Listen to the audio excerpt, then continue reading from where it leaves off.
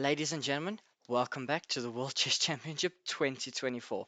It is game 14, the final game. The scores are tied. This is winner take all. You don't need to hear more from my introduction. Let us just get going. So, Ding Liren has got the white pieces. If this game ends in a draw, they play tie breaks tomorrow. Whoever wins this game is the world champion, though. Ding Liren plays knight to f3. He goes for the reti. We get d5, g3. Ding is going to be going for a pure reti with the bishop on g2 and maybe like a d3 or d4, playing it almost in like a Catalan fashion. So we get c5, bishop g2, the knight comes out, and d4. And for those of you who play the Grunfeld defense, you'll know that this is like a reverse Grunfeld, because what can happen is take, black plays e4, and then you take like this, and then white would play c5. And this is the reverse Grunfeld. If we go back to the very beginning, reload the board, and we go back to the very beginning, if white were to play d4, knight f6, c5, g6, knight here, you can play the Grunfeld with black, where it takes here, here, and here. So it's a very similar position to what we could reach in the game. But Gukesh doesn't take the pawn. Instead, he just plays e3. We get castles. Now takes, and he doesn't want to take this knight and activate the queen, but rather he develops his own knight and it could replace that knight. So we get c4, striking at the center, trying to open this light squared bishop. Take, and now knight here to c6 that hits the queen. The queen drops back, and then we get Gukesh pushing the pawn forward. And we've seen this d5 move now in 2 or 3 games in a row, where we're just pushing it forward and it can become a nuisance to play around. So we get e3, just asking the pawn, are you going to push it continuously forward, because then it might become a target, or you're going to trade? Gukesh just keeps the tension. He's like, I don't want to deal with this pawn right now. You can take, and then I'll take with my knight or my bishop. So Ding takes, he captures with the bishop, and we get the knight developing. So that, because you can't develop the bishop first because that pawn hangs, so you get the knight to intercede, castles, and now this knight comes out and hits the bishop. Ding would like to have 2 bishops. Gukesh retreats his bishop. At this point, you can see Ding's around 17 minutes down on time, move 13, so by their standards, they are playing really quickly. The queens do now see each other, so we could have a queen trade, but we don't at the moment. Ding looks to just develop his dark squared bishop out this way. Gukesh kicks out the knight retreats, the bishop comes back, and Ding reinforces his knight. We get this move e5, it liberates the light squared bishop, and reinforces the dark squared bishop in the center. Queen to d2 just protects this, so now the knight can move into the center. That's the one thing with playing this move, you give up control of that square. The bishop comes out though, so the knight plants itself, and we get this interesting move, b5, targeting at the white structure. Ding takes, and drops his knight, taking advantage of the fact that if you take the knight, your bishop hangs.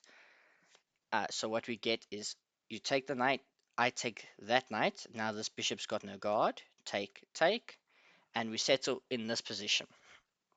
After one more exchange, the rook moves out of the way. It was being hit by the light squared bishop. This rook comes to hit the queen. So all these moves coming with tempo, both sides looking for tempo. The queen comes, hitting the bishop.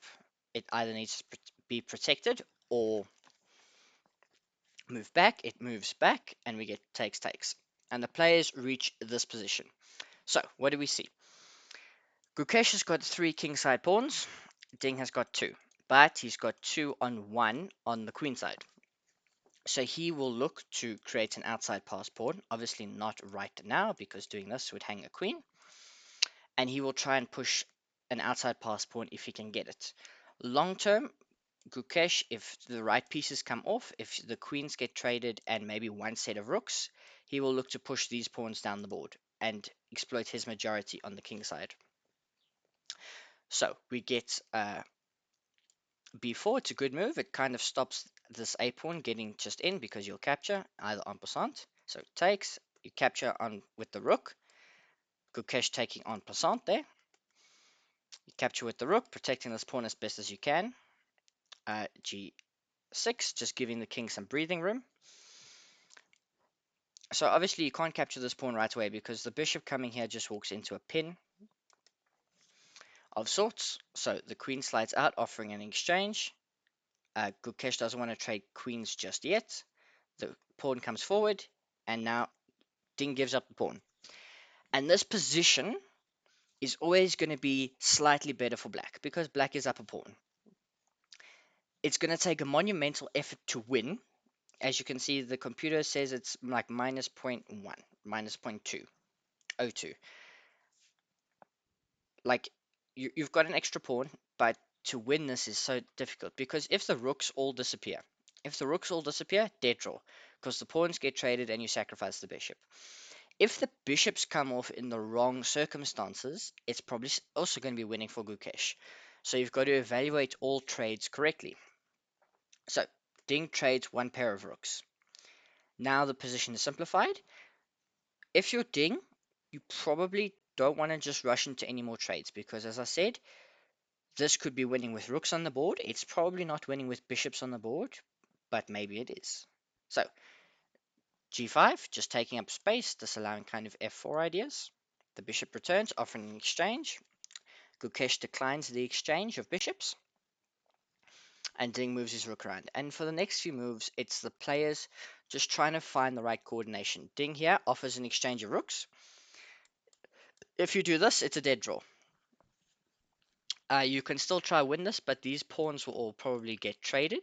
These two will get traded for these two, and the bishop will sacrifice itself for the last pawn. So Gukesh declines and gives a check, and now the players just maneuver the pieces. You can see Gukesh harasses the bishop a bit, trying to compound its squares, just attack it, get it low on squares. And it's like, at the moment, this bishop is much better than the white bishop. The black bishop is better than the white bishop. The game's a dead draw. You can see it's 0.07 in favor of Gukesh because he's still up a pawn. So in some unlikely scenario, he could still win the game. The players have now gone well past move 40. That's why Gukesh is now back up to an hour. The players got an extra 30 minutes and 30 seconds bonus as well. Ding down to 21 minutes. He plays f3, just trying to exchange the pawns. Gukesh is fine with it, but on his terms. He wants this structure. And Ding moves his rook. We get the bishop coming up. The king comes up, gives a check. King slides back. And Gukesh is going to try and walk his king into the center and try and win this pawn. If this pawn gets won, it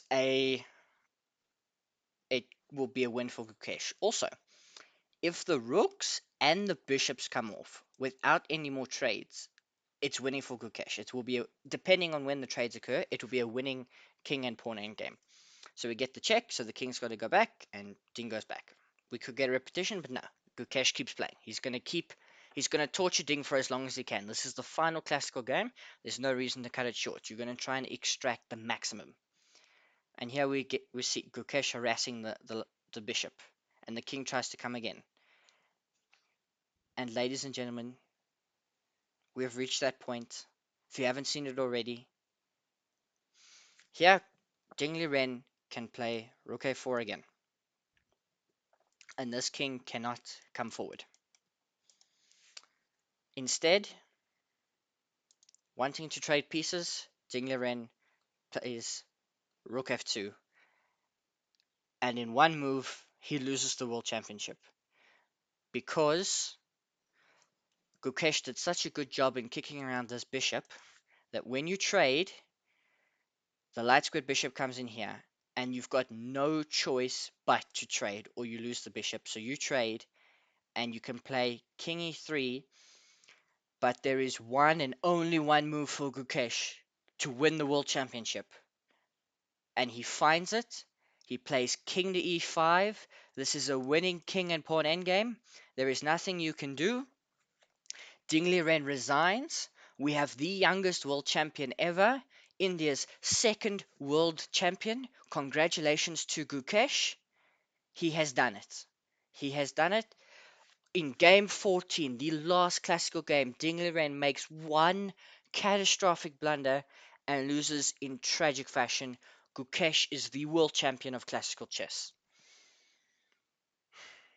What more can you say?